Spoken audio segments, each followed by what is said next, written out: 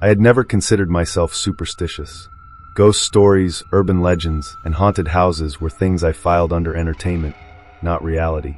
So, when I booked a last-minute Airbnb for a weekend getaway in a small, quiet town, I didn't think twice about its unusually low price or the sparse number of reviews. The photos showed a charming, two-story house with a rustic vibe.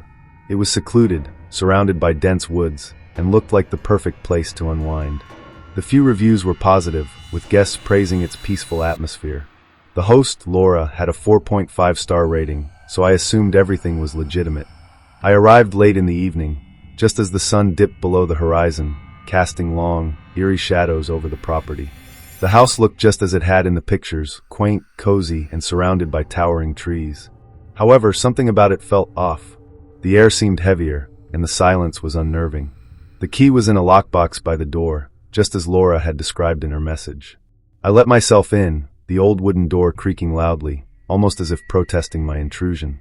The interior smelled faintly of damp wood and something metallic, like old coins. The decor was outdated, with heavy drapes, antique furniture, and faded wallpaper.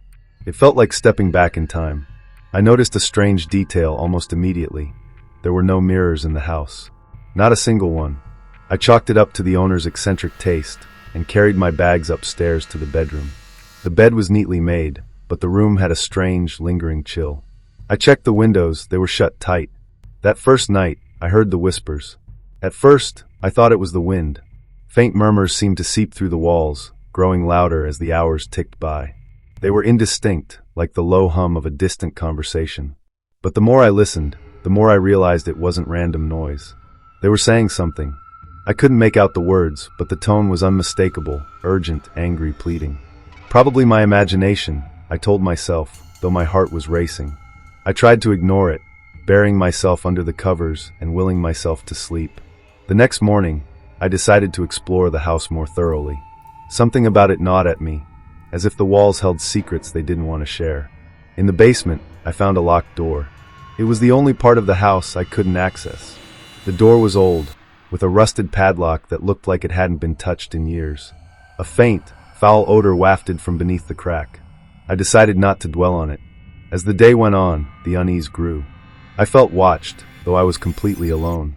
Shadows seemed to flicker at the edge of my vision, only to vanish when I turned to look. That evening, Laura messaged me. "Hi, just checking in. Hope everything is okay. Let me know if you need anything." I hesitated before replying. "Everything's fine, thanks. Just a little curious. What's behind the locked door in the basement?" Her response came quickly. "Oh, that's just storage. Please don't try to open it. Smiley face." The smiley face felt forced, almost mocking. The whispers returned that night, louder and more distinct. This time, I could make out words. "Get out. Help." I froze in bed, my heart pounding. The voices were coming from the walls, the floor, the ceiling. They surrounded me. Then came the knocking. It started faintly, like someone tapping on a distant door. But it grew louder, more insistent, echoing through the house. I couldn't tell where it was coming from. Summoning all my courage, I got out of bed and crept downstairs. The knocking continued, rhythmic and relentless. My footsteps felt deafening against the wooden floor as I approached the basement. The locked door. The knocking was coming from behind it. "Hello!" I called out, my voice trembling. The knocking stopped. For a moment, there was silence. Then a faint whisper. "Help me!" It was a woman's voice, weak and desperate. My hands shook as I fumbled with the padlock. I didn't know why I was doing this. Every instinct screamed at me to run. But something compelled me to stay. I grabbed a heavy candlestick from a nearby shelf and smashed it against the padlock. It took several tries, but eventually the lock broke. The door creaked open, revealing a narrow staircase that descended into darkness. The stench hit me like a punch to the gut, decay and something far worse. I hesitated, but then I heard it again. "Help me!" I descended the stairs, each step creaking under my weight. The air grew colder, heavier, and the darkness seemed alive, pressing in on me. At the bottom, I found a small, windowless room. Chains hung from the walls, and the floor was stained with something dark and sticky. In the corner, I saw her. A woman, pale and gaunt, crouched against the wall. Her hair was matted, and her eyes were wide with terror. "Thank you," she whispered, her voice barely audible. I rushed to her, but as I reached out, she began to dissolve. Her skin flaked away like ash, and her body crumbled into nothingness. Then, the door slammed shut. The whispers erupted into a deafening cacophony, screaming, laughing, chanting. The room began to spin, and the walls seemed to close in. I don't remember how I got out. The next thing I knew, I was running through the woods, my breath ragged, my heart pounding. The house loomed behind me, its windows glowing with an unnatural, flickering light. When I finally reached my car, I didn't look back. I drove until the sun rose, not stopping until I was miles away. I reported the house to Airbnb, but when they looked into it, they said the property didn't exist. The listing had vanished. I don't know what I encountered in that house, and I don't want to know. But sometimes, late at night, I hear the whispers. They haven't stopped calling my name.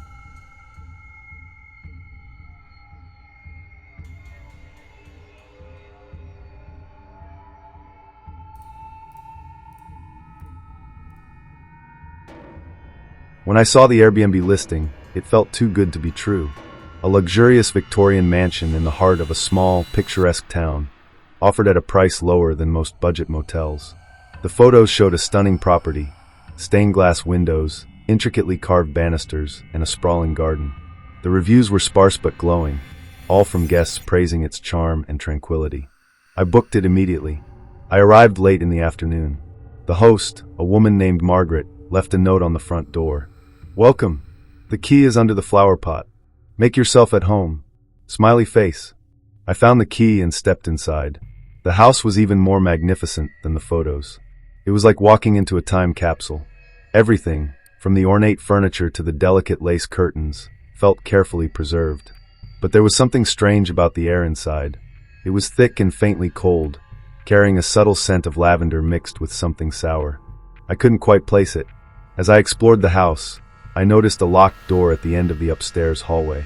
Unlike the rest of the house, which was pristine, the area around this door seemed neglected. The wallpaper was peeling, and the floorboards creaked more loudly here. I tried the handle. It was locked. I texted Margaret. "Hi, just curious about the locked room upstairs. Is it off limits?" Her reply came quickly. "Yes, please don't go in there. It's just storage. Enjoy your stay." Her response felt abrupt, almost defensive, but I shrugged it off. People have a right to their privacy. That night, I settled into one of the guest rooms. It was cozy, with a soft bed and a fireplace that crackled warmly. For a while, I felt at ease. Then the footsteps started. I was lying in bed when I heard them, soft, deliberate steps coming from above. At first, I thought it was just the old house settling. But the sound grew louder, more distinct. Someone or something was walking around. I sat up, heart pounding, and listened. The steps seemed to move back and forth across the ceiling, pausing occasionally before resuming. "Maybe there's an attic," I whispered to myself, trying to rationalize it. But then I remembered the locked door. The footsteps stopped suddenly, and an eerie silence followed. I told myself it was nothing, turned off the light, and forced myself to sleep. The next day, I couldn't shake the feeling of being watched. The house felt different, heavier, darker, as if its walls were closing in. I avoided the locked door, though I found myself glancing at it more than once. It felt like it was pulling me toward it. That evening, as I was reading in the living room, I heard the footsteps again. This time, they were louder, echoing throughout the house. And then came the knocking. It started faintly, a soft tap tap tap from upstairs. Then it grew louder, more insistent, until it was a full-blown pounding. It was coming from the locked room. My curiosity got the better of me. Grabbing a flashlight from the kitchen, I climbed the stairs, my heart hammering in my chest. The knocking stopped the moment I reached the door. I stood there, staring at the chipped paint and rusted keyhole. "Hello!" I called out, my voice trembling. Silence. I placed my ear against the door, straining to hear anything. That's when I felt it, a faint, cold breath against my cheek. I stumbled back, nearly dropping the flashlight. My hands shook as I texted Margaret. "There's something in the locked room. I'm hearing noises. Are you sure no one else is here?" Her response came after a long delay. "It's an old house. Probably just the pipes or the wind. Please don't worry about it." The vague reply only heightened my unease. By the third night, I was on edge. The footsteps and knocking had become constant, almost rhythmic. I barely slept, jumping at every creak and shadow. Around midnight, I couldn't take it anymore. I decided to open the door. I found a set of old keys in the kitchen drawer, likely left behind by a careless guest or Margaret herself. One of them fit the lock perfectly. The door creaked open, revealing a dark, narrow staircase leading upward. The air was icy, and the smell of decay was overpowering. I climbed the stairs slowly, each step groaning beneath my weight. At the top, I found a small attic room. The walls were covered in strange, childlike drawings, figures with twisted faces and dark, hollow eyes. In the center of the room was an old wooden rocking chair, and in it sat a doll. The doll was grotesque, with matted hair, cracked porcelain skin, and black, empty eyes. As I approached, the chair began to rock on its own. "Get out," a voice whispered, soft but chilling. I froze, every muscle in my body screaming at me to run. But then the doll's head snapped toward me. "Get out!" it shrieked, its voice echoing unnaturally, as if a dozen voices were layered atop one another. I stumbled backward, tripping over the stairs and tumbling down.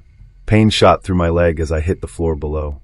The door slammed shut with a deafening bang, and I heard the lock click into place. Escape! I didn't stop to think. I grabbed my bag, limped out of the house, and drove away as fast as I could. When I got far enough, I pulled over and tried to call Margaret. The number was disconnected. Later, I looked up the house online, only to discover it had been abandoned for years. Margaret's profile was gone, and the listing had vanished from Airbnb.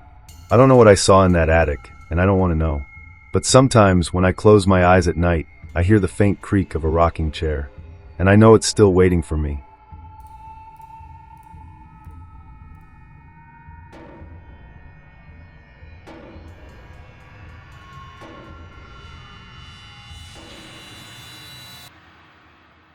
I've always loved solo trips. The quiet, the freedom, the escape from the noise of everyday life. It's something I crave when the world feels too overwhelming. So when I found a secluded Airbnb cabin deep in the mountains, I booked it without hesitation. The listing was perfect, a rustic one-bedroom cabin surrounded by forest, with no nearby neighbors and no cell service. The reviews were sparse but decent, and the host, a man named Daniel, had glowing ratings. He described the cabin as peaceful, with a touch of history, and that was all I needed to hear.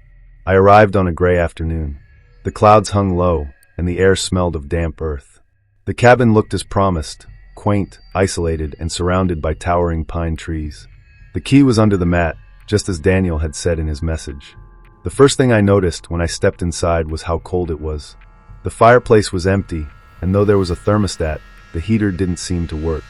I lit a fire, unpacked my things, and tried to shake off the eerie feeling that had settled over me. The cabin was small, with a living room, a tiny kitchen, a bedroom, and a bathroom. Everything was old but well-maintained, except for one strange detail. The bedroom door had a large, heavy lock on the outside. I couldn't stop staring at it. Why would anyone need to lock a bedroom from the outside? I tried the door, but it was unlocked. The room itself was simple, with a single bed, a dresser, and a window that looked out into the forest. I decided not to dwell on it. People are weird, I told myself. That night, as I lay in bed, I heard footsteps outside. At first, I thought it was an animal. But these weren't the soft, skittering sounds of wildlife. They were heavy, deliberate, and slow, like someone was circling the cabin. I turned off the bedside lamp and held my breath, straining to hear. The footsteps stopped, replaced by a faint tapping on the window. Tap, tap, tap. I froze. The cabin was so remote, who could possibly be out there? Gathering my courage, I got up, pulled back the curtain, and looked outside. No one was there. I spent the rest of the night wide awake, jumping at every creak and rustle. The next morning, I decided to explore the area around the cabin. The forest was dense, the air heavy with the scent of pine. I found a small trail that wound deeper into the woods and followed it for about half a mile. That's when I saw it. A second cabin. This one was in ruins, its roof caved in, its walls covered in moss and vines. It looked like it hadn't been touched in decades. Curious, I stepped inside. The interior was dark and smelled of mildew. The floor was littered with debris, and the walls were covered in strange carvings, symbols, phrases, names. Most of it was illegible, but one word stood out, scratched over and over again into the wood. Leave. My stomach churned. I backed out of the cabin and practically ran back to mine. When I returned, I noticed something odd. The bedroom door was closed. I hadn't left it that way. I opened it cautiously, half expecting someone to be inside. But the room was empty, exactly as I'd left it. Except for one thing.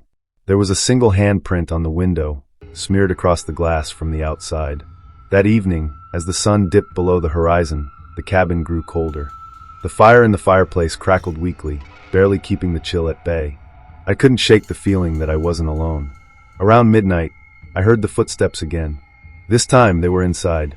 They started in the living room, slow and deliberate, moving toward the bedroom. My heart pounded as I sat frozen in bed, clutching the blanket. The bedroom door creaked open. I stared into the dark hallway, my breath caught in my throat. "Hello," I whispered. The footsteps stopped. Then I heard it, a low, raspy voice, barely audible.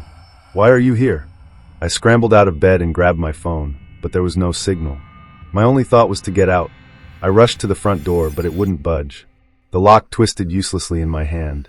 Panic set in as I pounded on the door, screaming for help. The voice came again, this time closer. "You shouldn't have come." I turned to see a figure standing in the hallway. It was a man, or what had once been a man. His face was pale and hollow, his eyes sunken and dark. His clothes were tattered, and his body seemed to shimmer like a mirage. I stumbled back, tripping over a chair. "Leave me alone," I screamed. The figure tilted its head, as if confused. Then it stepped closer, its footsteps echoing unnaturally. "You're in my room," it whispered. I don't know how I survived the night. The figure disappeared as suddenly as it had appeared, but the feeling of its presence never left. I sat in a corner, clutching a fire poker, waiting for the first light of dawn. When the sun finally rose, I grabbed my things and ran to my car. The forest seemed darker, the air heavier, as if the world itself was warning me to leave. As I drove away, I glanced in the rearview mirror. The man was standing in the middle of the road, watching me go. When I checked the Airbnb listing later, it was gone. Daniel's profile had been deleted, and I couldn't find any record of the cabin. Weeks later, I woke up in the middle of the night to the sound of footsteps outside my apartment, and on my bedroom window, there was a single handprint.